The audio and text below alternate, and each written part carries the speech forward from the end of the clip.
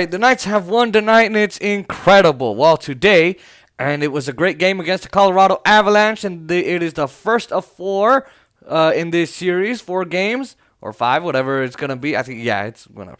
And it is the first series of 8 games. It's the first time we meet of 8 times they meet with the Colorado Avalanche. And there's people here that don't seem to know or care when I'm filming, so, don't mind the noise.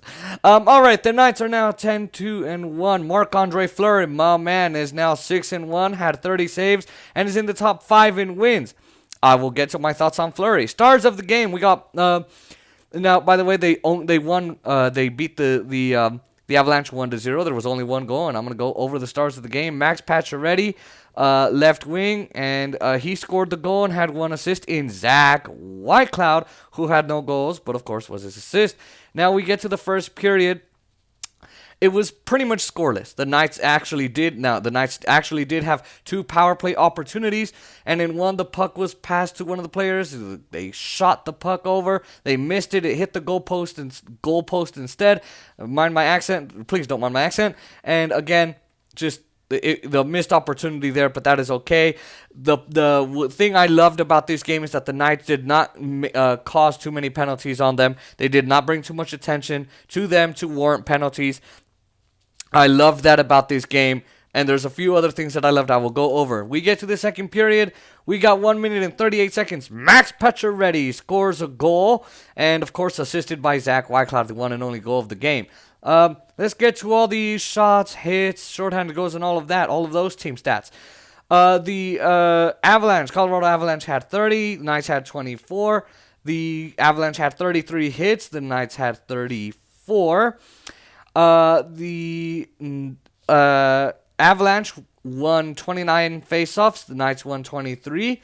The Avalanche had 1 power play opportunity on the Knights. The Knights had 3 on the Avalanche. Neither team had any power play goals. Neither team had any shorthanded goals. The Avalanche, of course, had 3 total penalties. The Knights had 1 against them. I was proud of that. Obviously, the Avalanche had 6 penalty minutes. Knights had 2. Avalanche had 19 blocked shots. The Knights had 16. Now we get to the takeaways and the giveaways. This is the first time I'm absolutely overly impressed with the Knights. Absolutely. The Avalanche had 10 takeaways. The Knights had 14. The Avalanche had 14 giveaways. Knights had, not 14, 4 giveaways. The Knights had 3. This is what I want to talk about first. Puck support was on key today. Today, whatever you want to call it, puck support was just up there. I'm glad the Knights were able to find the puck. Yes, they took incredibly amount of shots.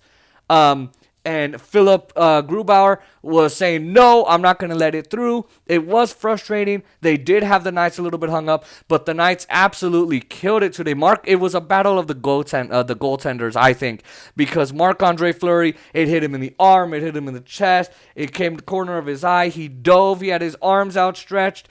Just incredible, and I love that about him, and I think he should be number 1.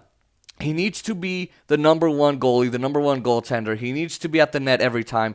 I know Robin Lehner's injured, but he would have lost at least one of the 2 games this weekend for the Knights, and I know that for a fact. Just look at his record, right? Now, so they had great puck support. They didn't call too much attention to them. They did not score on the power play, but I loved on the power play opportunities that they had. They were as close as you can get, but Philip Grubauer said no and he defended his net very well, and so did the Avalanche. So neither team scored on each other there, but the Knights only got 1 penalty. I was incredibly impressed today.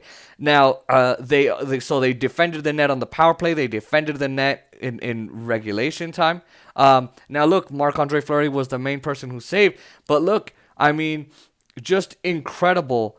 Just how great they did on puck support, just the team chemistry, just just great. I mean, they're all incredible. And Marc-Andre Fleury, the way he dives, gets on his knees, stretches, does everything he can to just take away that goal away and make sure the puck doesn't get in the net from the other team. That is incredible. Now, Max Pacioretty, I did want to talk about him too. He's a big guy, and he skates incredibly well. He skates really well, and once he gets that puck, he gets the speed, there's just no stopping him. He does very well with the puck and goes for it. And I'm glad that Zach Whitecloud and him had great chemistry to work together and to get it done. So, very good game today.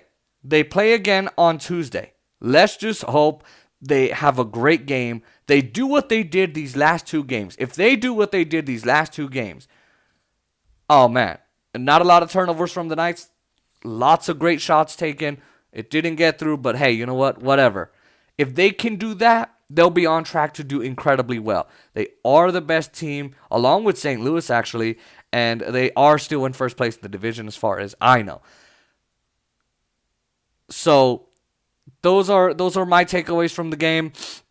And I think it was a great game, and it is a very short video, but you know what? And by the way, the third period had a lot of great shots taken by both teams. I mean, it was that close for Fleury. He almost didn't get them all. But and the Knights, the Philip Grubauer also did incredibly well. Now, in the last part of the game, he kind of went away. But hey, you know what? Very good game for both teams. But it was a low-scoring game, but it was definitely well-deserved for the Knights.